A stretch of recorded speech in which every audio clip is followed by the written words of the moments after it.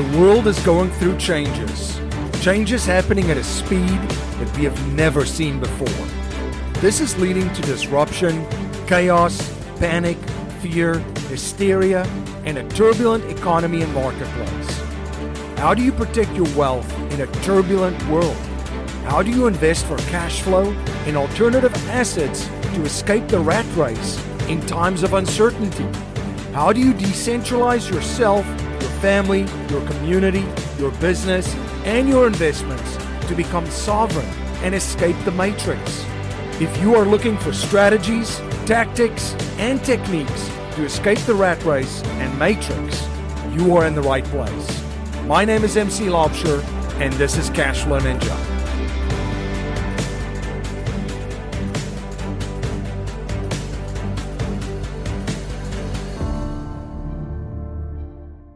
This is Cashflow Ninja. I'm MC Lobsher. Thank you so much for joining me for another episode and spending the most valuable resource, your time, once again with me.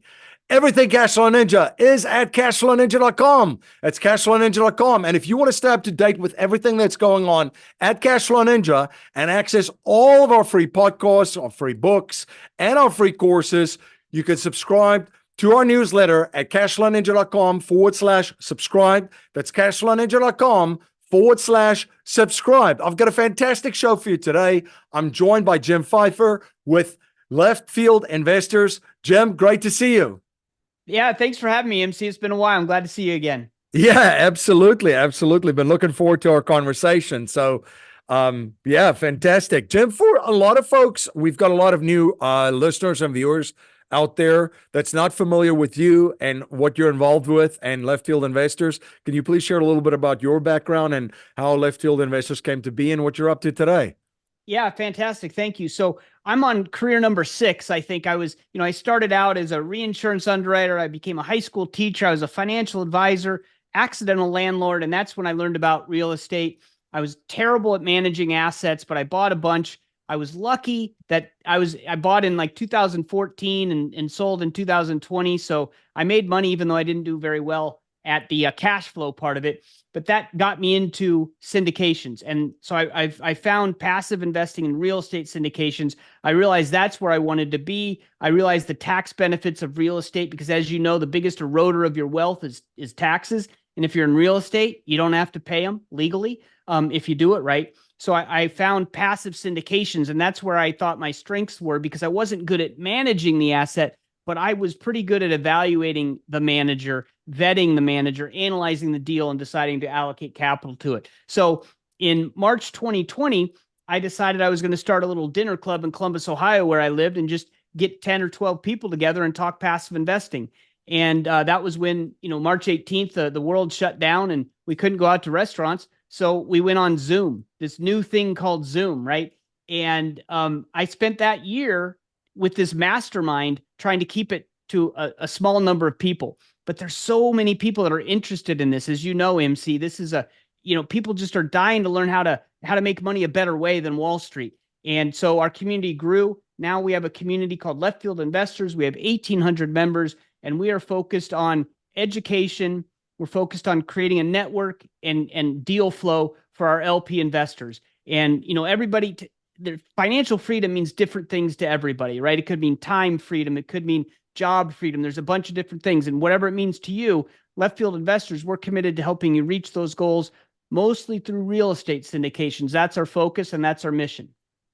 I love it. The space then is in the alternative asset space. So a lot of people that are looking for better options, but then where do you start, right? And this is what's so amazing about the day and age that we live and what you created there, because how many people can relate to that, listening to this, that you hit that point in your life where you go, there's got to be a better way than just handing over money to a financial advisor, putting in stocks, bonds, and mutual funds, and hoping for the best because markets go up, down, and sideways, right?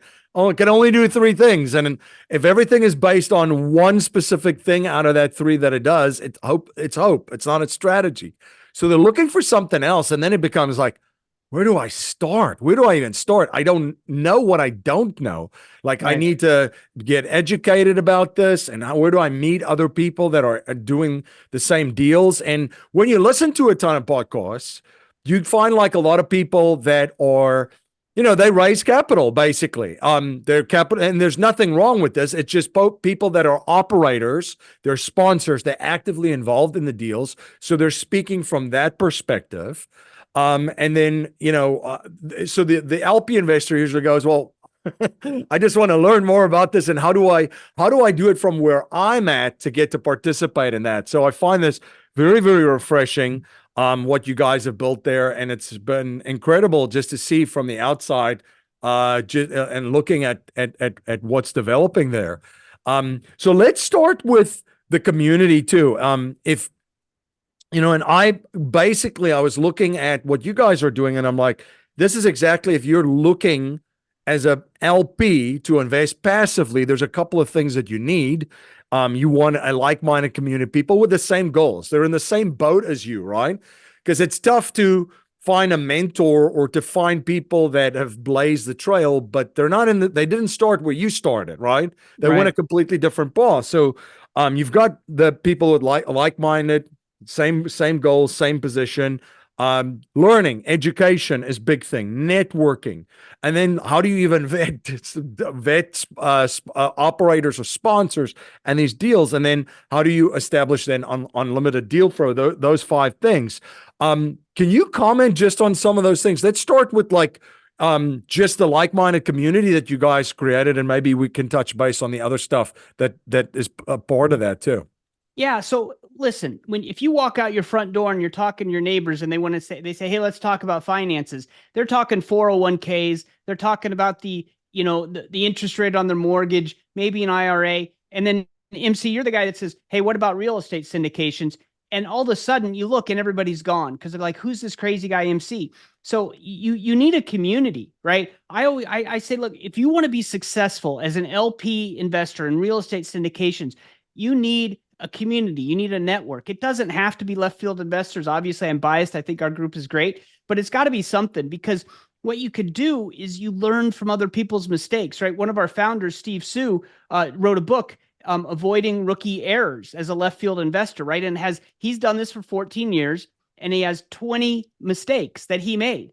And MC, do you want to make those mistakes or do you want to avoid them? If you want to avoid them, then you got to have other people to learn from, right? And so, but we're all learning. I've done this for a number of years, just like you have.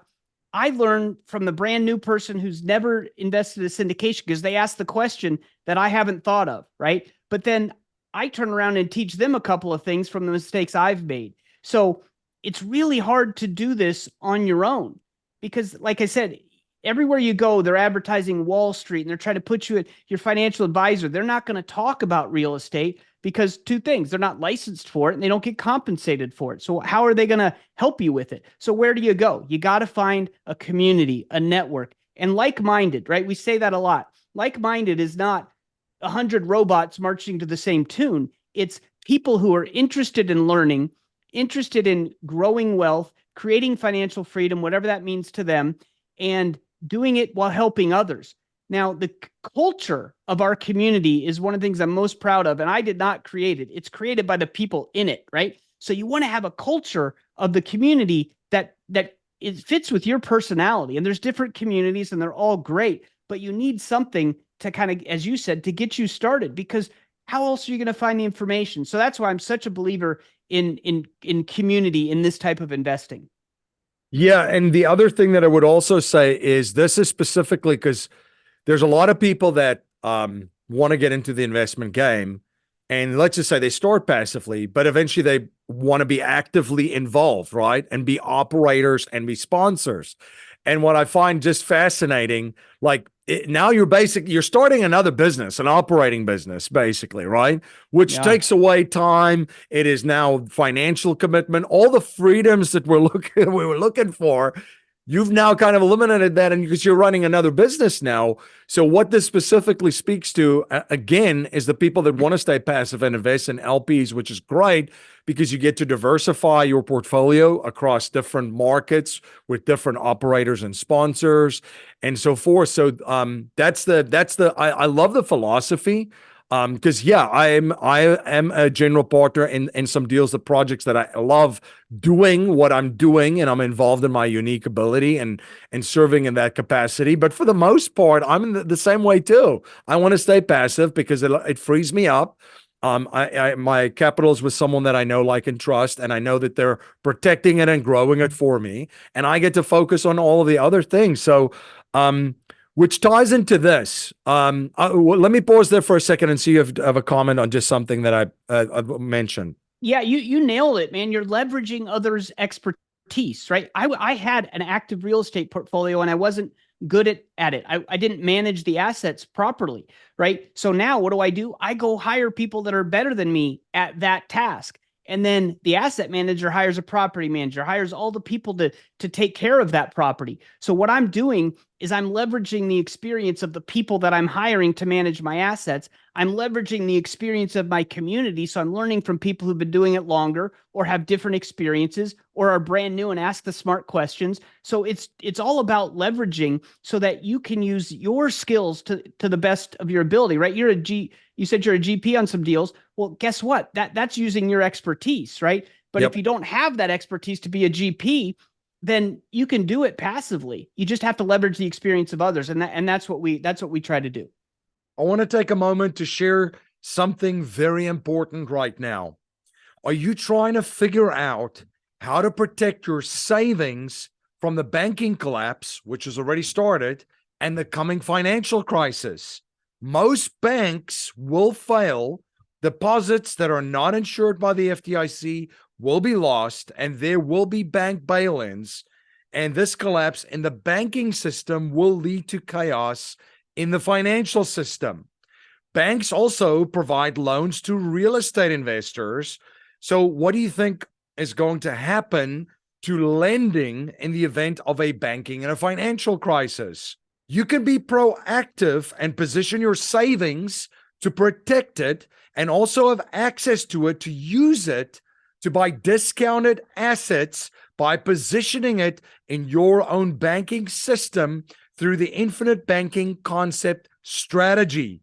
Producers Wealth has put together a presentation at yourownbankingsystem.com where you will learn how to position capital outside of the banking system and the Wall Street casino, just like the ultra wealthy, to protect it and create a pool of tax-free liquid capital to capitalize on the massive opportunity to buy discounted assets, which is coming. You can access the presentation at yourownbankingsystem.com. That's yourownbankingsystem.com. So one of the questions that I get asked very often is, MC, how do I create a pipeline of deal flow, consistent deal flow with the best operators and sponsors in the best markets?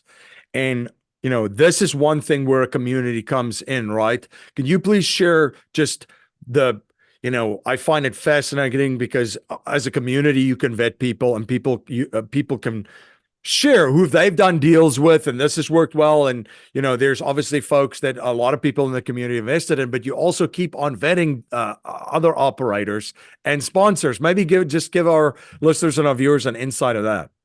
Yeah, sure. So I think it's good to hear the journey, right? So when I started in syndications, I went to a webinar, or not a webinar, I went to a seminar in person, right? And there were a bunch of operators there. And I thought, well, okay, they're there, so they must be the best operators around, right? And so I just started talking to them and started saying, hey, here's some money, I want to invest with you, right? That's a terrible way to find operators because I wasn't vetting them properly. I realized that. So then I went to the next stage, and you mentioned this, right? I'm listening to operators on podcasts. And that they could be great marketers, or they could be great operators, or they could be both, but I don't get that from a podcast. So then I started calling everybody up, right? So I do a call a day where I spend an hour on the phone with these guys. Still great information, but I don't really know. So how do I know that they're a great operator? I find someone else who's invested with them, not someone that they say, hey, here's a referral, because that's going to be a biased referral. It might be a good referral, but it's also, they're not going to pick their worst investor, right? They're going to pick the one who likes them the best. So when you join a community or you're part of a community, now I have 1,800 people that I can ask about every single operator that I hear from. Right. And in Left Field Investors, we have a forum where you can go post and people are constantly saying, hey, I had this experience. Awesome operator. Hey, this one, here's the problem I had with it. So now all of a sudden, instead of me just trying to vet a sponsor, I have 1,800 people vetting a sponsor. We're trying to turn community into a verb, right? We community the sponsor. We vet the sponsor together. And man, the power of that is awesome. That doesn't mean every deal we do and every operator is going to be great and we're going to have super awesome results. But man, it sure helps when you crowdsource the vetting. It's amazing the difference it makes because all these different people with different opinions and views share it with you. And then you can say, okay, now I have full data, right? I've talked to the operator. I've listened to him on a podcast. I've taken him to my community. I've heard 20 great things about him and one thing that was a little bit questionable. So then I go back to the operator and I say, hey, I've heard great things, but this one guy said this. And then they answer it. Okay, now you feel better about wiring your money, which is always scary anyway, to some stranger, right? Now you know the person, you know the operator, and it just makes for a much better investing experience, in my opinion. Let me share this with our listeners and our viewers. You can plug into this is an intellectual shortcut, basically, as Dan Sullivan talks about it. When I first started too, old school, and I did not call one operator a day or a sponsor like you. I probably called between 1 and 3 at most a week. Same thing, an hour conversation, go through my framework, ask off the questions and so forth, and get referrals and that kind of thing. And that way you were getting, at least reaching about 150, let's just say, operators or sponsors per year, right? And then you kind of weed it out and you build your list and so forth. With a community like this, you plug into 1,800 people's experiences with operators and working with them and they've properly vetted them and did their due diligence on them. So you get to plug into that. So just think on a time basis, right? Oh, yeah. If you're listening to this and you're trying to build a pipeline with constant deal flow, which is what everybody wants, and looking for, and I get that question all the time, would you rather, spend every day calling someone for an hour, or even like at a minimum, like I did, like spend 3 hours a week with 3 phone calls? Or would you just plug into a community like this? I mean, it's almost like, it's incredible. It's an incredible intellectual shortcut. So I just wanted to share that too, just from a real world and a real life experience perspective. Yeah, and shortcuts aren't bad, right? Some people say, well, you got to go to the school of hard knocks and learn from your mistakes. Yes, learn from mistakes, but I don't want them to be mine, right? I want them to be somebody else's mistakes.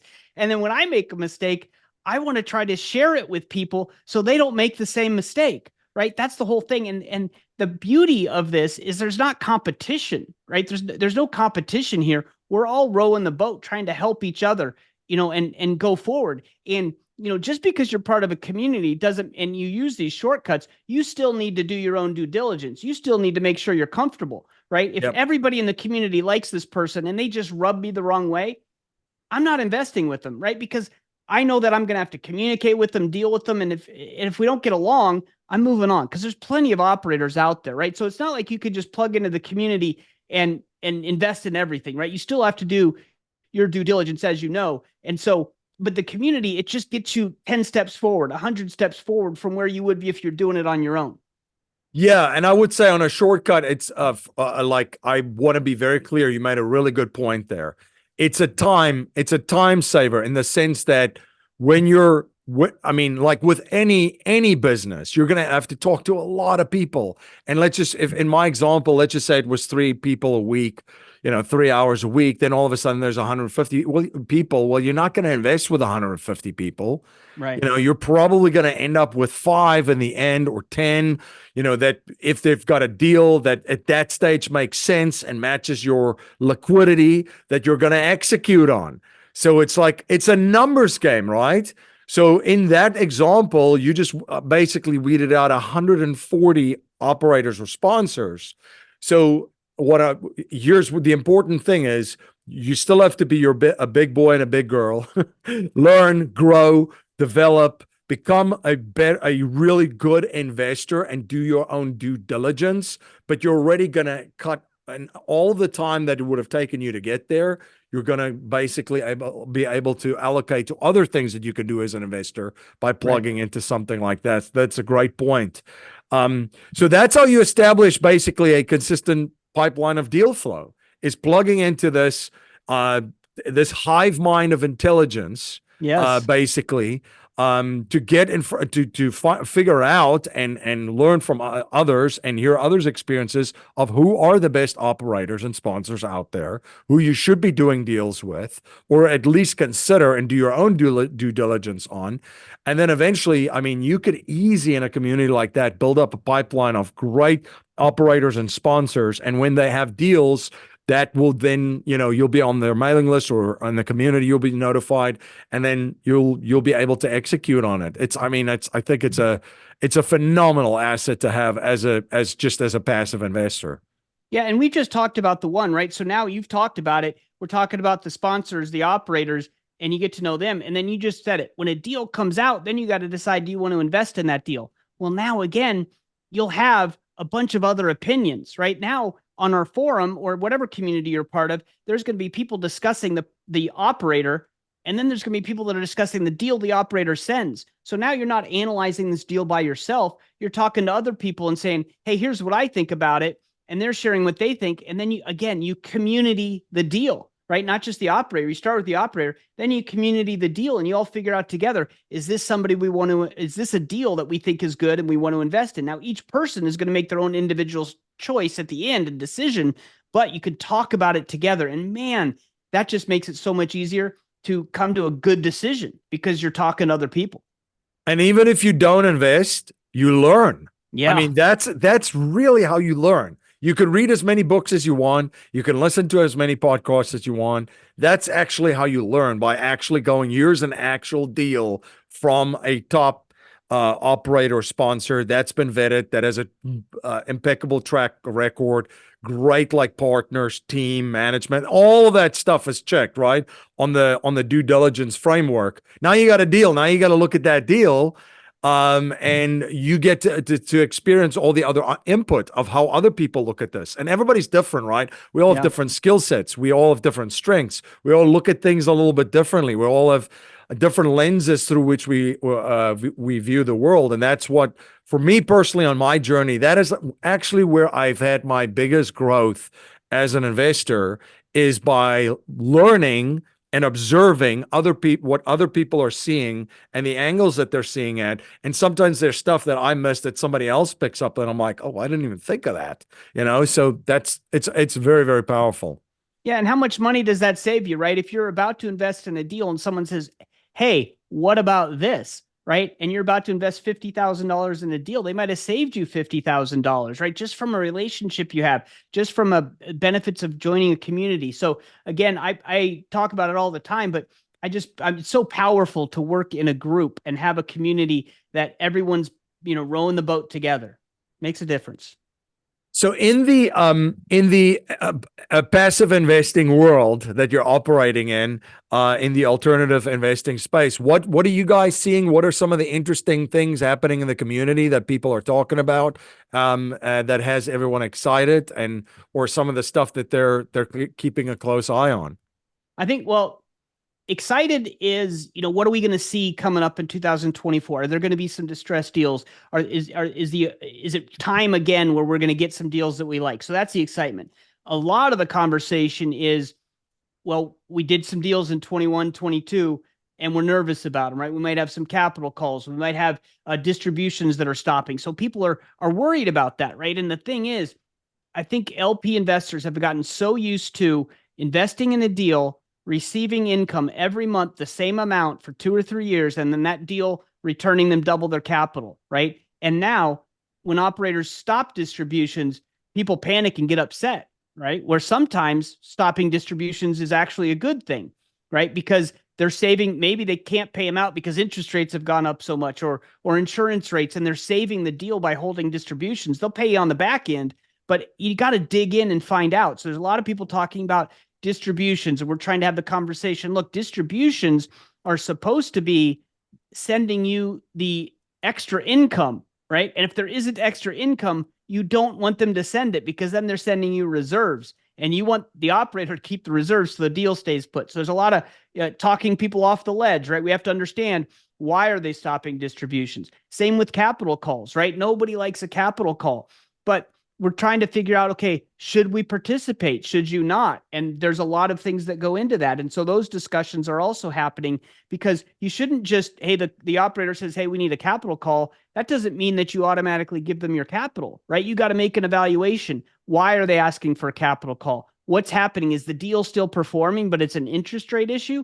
Or is the deal not performing and the operator messed up and has some issues? And then also with capital calls, when they say, hey, this will get us through next year. Okay, that's probably not long enough, right? You want a capital, if you're going to do a capital call, put extra money in, you want to make sure that they can get to 2, 3, 4, 5 years down the road, because that's when they're going to be able to sell these deals that need to be fixed. So there's a lot of that kind of talk. So it's interesting because all the talk in the community is, okay, we have all these deals. Some of them aren't performing or we're nervous about them. So how do we handle that? And then, okay, let's save some capital, because there's some good stuff, good opportunities probably coming up. So that we're having both those conversations at the same time. Like, oh no, what about the old stuff? And oh, I can't wait for the new good stuff.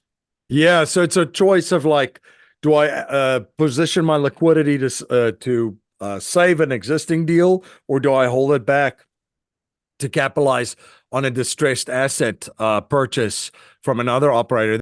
I want to acknowledge one of our sponsors. Are you ready to ride the wave of success in the booming car wash industry?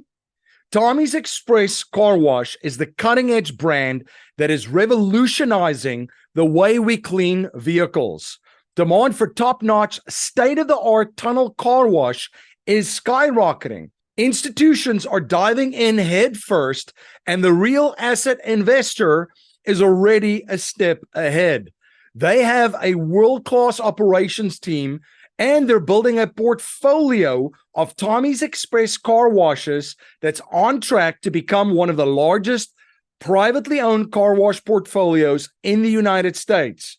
The margins on a stabilized Tommy's Express car wash are incredible, and accredited investors have the chance to join them on their adventure. Dave Zook, the founder and CEO of The Real Asset Investor, and his team are thrilled to share opportunities like Tommy's Car Wash with accredited investors that boosts your cash flow, unlocks massive tax benefits, and get you set up for a lucrative exit just a few years from now. To learn more about the opportunities offered by The Real Asset Investor, you can reach out to them at info@therealassetinvestor.com. That's info@therealassetinvestor.com.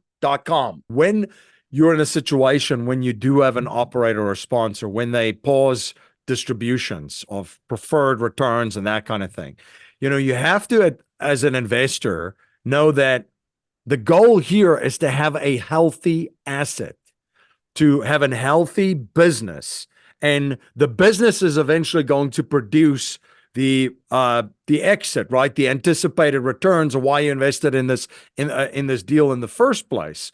So when that paused, there's obviously a reason for that. Like you said, good to know what the underlying reasons are. But for the most time, experienced operators are sometimes ahead of everyone else on pausing distributions and pref returns. Just in my opinion, what I've experienced.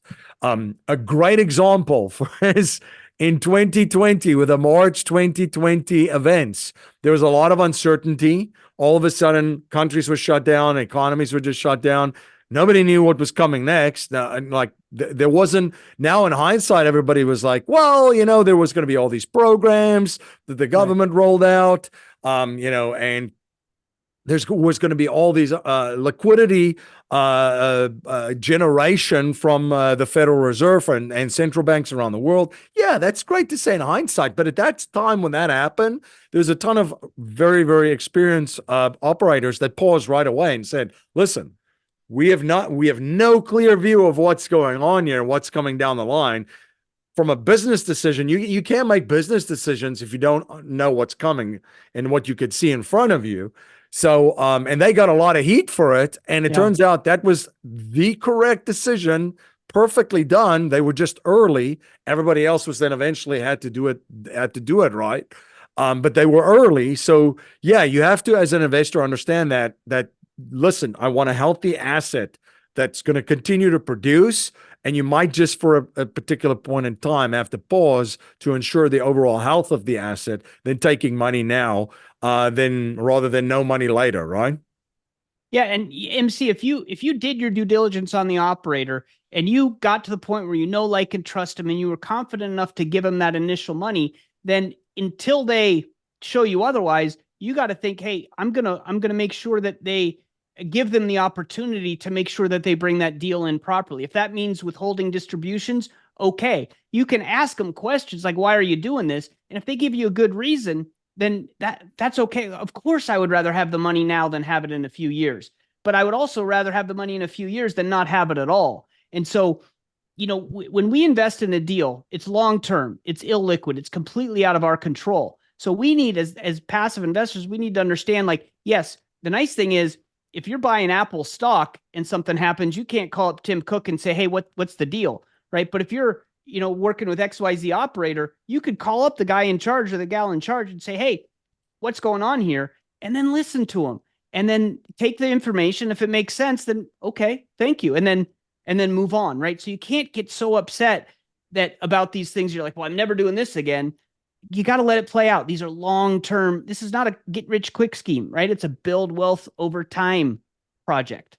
Yeah, this is very, very important. And I want to stress this too. In the alternative asset world, there are a ton of risks too. Of course, people listening to me is probably saying, "Well, duh, MC, of course." So, but if people are coming, let's just say from the conventional or traditional, which those terms don't really mean anything right now, but let's just say the Wall Street model, and they were looking for something else, and they found this niche of alternative asset investing and investing as a passive investor, as an LP, and they get really excited. It's very important to know that things could go wrong too. It's not all rainbows and unicorns and roses and rose petals along the way. It's every single time when you are investing, you are putting capital at risk in the hopes of a higher return, right? As opposed to just a savings bucket. So that's very important to know too. And during the times like this, yeah, I mean, there are going to be deals that are going to go south. And that's why you need to diversify your portfolio over different operators and different markets and so forth, right? Yeah, and it's hard, right? Because it was all rainbows and unicorns for a few years, right? We had years of that. And so now when it's not, we're really just back to normal times, right? Where everything doesn't just go up forever. And now you have to be a little bit smarter about it. You have to be a little bit more careful. And I think it's taken some of us a little bit of time to be like, oh, okay. I mean, you can't just give someone $1 and they give you $5 a couple of years later. That's not going to go on forever. And so we have to recognize that hopefully you were in it during the good times. There'll be good times coming again. But yeah, there's risk. And occasionally you're going to maybe not make as much money as you wanted. And sometimes you might even lose a little bit. But you know what? That's a heck of a lot better than the stock market where it's just roller coaster all day long. Yeah, this is a great point because it just kind of like, and I know this, but it's great sometimes when somebody says something to remind you of that. So a lot of people were looking for a different alternative after 2008, 2009. And when the economy and market started recovering, you're probably looking at like 2011, 2012. And then a lot of people started investing in the alternative asset kind of like space, right?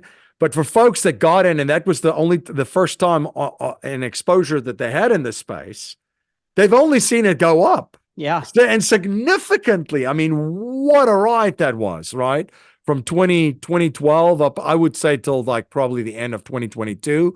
I mean, it's like basically 10 years, a decade of just, and there's a ton of people that have invested in the space that they've probably never seen any deal go bad, right? Because of the timing and the time period that they invested in this. But like with any market, with any asset class, Yeah, you have to understand that you're an investor, and now also you're going to have to need additional skills as an investor.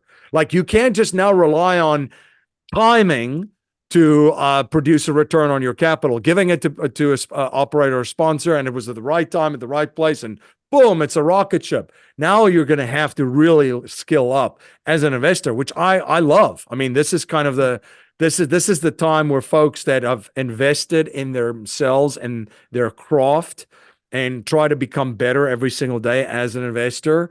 This is your time to shine during times that are a little bit more rockier and a little bit more uncertain, right? Yeah, and it's also time to lean on other people and learn from their experiences.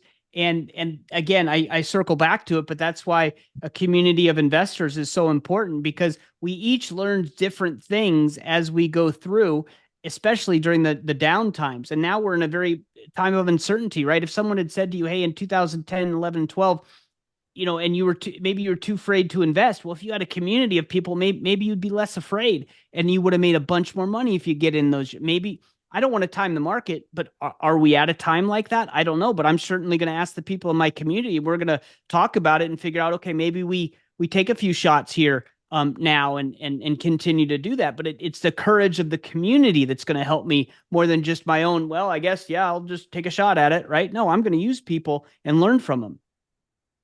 Great point. Because folks that have been through some of these cycles, market downturns, recessions, and even like major financial crises, like the great financial crisis in 2008, 2009, they've got a lot of experience to draw from, right? I remember during 2008, there was a lot of real estate meetups in around where I lived.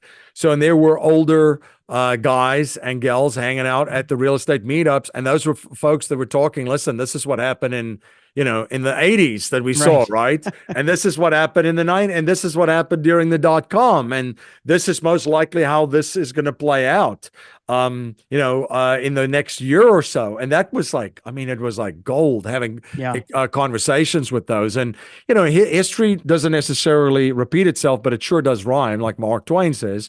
So, but drawing from the experience of folks that have already been there and already lived through times of uncertainty, times that are less predictable, and a little bit chaotic, and have seen the significant plunge in values of assets. There's great lessons to be learned. And to your point that you made earlier in this conversation, is like, do you want to learn hard lessons, or do you want to like learn lessons that they learned from previous times such as this, right? Yeah, and it's the end of a cycle, right? It's not the end of the world. And I Right. think you got to recognize that. And the easiest way to recognize that is to talk to someone who went through a cycle in the 70s or the 80s or whenever, right? And this is the one that we're going to be talking about 10 years from now. Like, oh, did you make money in this cycle? Did you capitalize on it? Did you have the courage to do it? Because I don't want to time the market, but man, I do want to invest at the bottom if I can. So I got to have Yep. courage, and it's hard to have courage alone, right? And I want to have courage with others. I want to take a moment to recognize one of our sponsors, Penumbra Solutions. Life Settlements investments have allowed financial and banking institutions to not only buy their equity contractually, but also diversify their capital from any economic, market, and geopolitical risk. It's been part of the billion-dollar blueprint followed by institutional investors. If you're an accredited investor, you can also now participate in this vehicle with enormous growth potential. You can watch an informational webinar presented by one of the premier organizations providing life settlement investments, Penumbra Solutions, at cashflowninja.com/life settlements. That's cashflowninja.com/life settlements. The password to access that webinar is Penumbra, all lowercase. Even the professionals, the people that have been doing this and have been very successful, in my experience, nobody can time a market. And if they tell you, run the other way. But what Yes. folks can do is they can recognize cycles. And, I saw a lot of people get out like 2006, like early 2007. And like the folks in 2006, they didn't necessarily time it. This all went up in flames in, October 2008 with the Lehman moment. It started before that. But so nobody can time it perfectly. And also when folks got back in, when you hit the bottom, that was the other kind of thing during that time that I remember. And, I've already shared on my show, I caught a falling knife jumping back in 2009 because I was a young buck and ready to go. And yes, crisis. I read Doug Casey's book, Crisis Investing, and I was, all excited. So I caught a falling knife. There was a lesson I learned. There was more to go to the downside. And then of course, folks waited a little bit and some folks started getting in 2010. If you look back now, market really bottomed at like 2011, 2012. So you never get it perfect. But if you, during those times, make moves and pivots because you recognize the cycles, you're not going to get it perfect. But boy, are you going to put yourself at least in a very good position to capitalize on opportunities when they become available, right? Yeah, I mean, you don't have to get it perfect. You just have to be in the area. You just have to be ready to go. And if you're a few months too early or too late, that's fine. But you can't just be not doing anything, and you can't be all in, right? You gotta be measured. Yep, absolutely. Jim, any other final thoughts and just comments for our listeners? It's been great to having you back on. This has been a great conversation. I do want to mention just one thing for LPs that are interested in education. I think Left Field Investors is a great place to go. And we are part of the Best Ever Conference this year. And Left Field Investors is doing a full day of LP education. There's going to be no pitching deals, nothing but just solid education for a full day in Salt Lake City on April 9th. And if you go to Left Field Investors, you'll get the best price for the full Best Ever Conference. So just go to our website and check that out. I did want to mention that because it's going to be a great educational session. That's fantastic. It's investor education as an LP or a passive investor in deals. So if you want to like really jumpstart your journey and learn, that'd be to just immerse yourself in this world through education and networking and just, meeting people, everything that we discussed in this conversation, that'll be great. And then also for folks that are interested in following you, learning more about the community, and you've got a fantastic podcast too, serving the community. Can you please share that information with folks? Yeah, thank you. You can contact me directly, Jim at leftfieldinvestors.com. I love talking to investors, LPs, and helping you get started or continue on your journey. You can go to leftfieldinvestors.com is our website, has all the information there. And then our podcast, Passive Investing from Left Field, that releases every week. Fantastic. Well, thank you so much for coming on the show and again, providing fantastic insights and just sharing your knowledge and providing so much value for all of my listeners and my viewers as always. Awesome. Thanks, MC. I really enjoyed it. And thank you to all of my listeners and my viewers for again spending your most valuable resource, your time with me. Everything Cashflow Ninja is at cashflowninja.com. That's cashflowninja.com. And if you want to stay up to date with everything going on at Cashflow Ninja and get access to all of our free podcasts, free books, and free courses, you can subscribe to our newsletter at cashflowninja.com/subscribe. That's cashflowninja.com/subscribe. Until next time, live infinitely. This presentation is for educational and informational purposes only.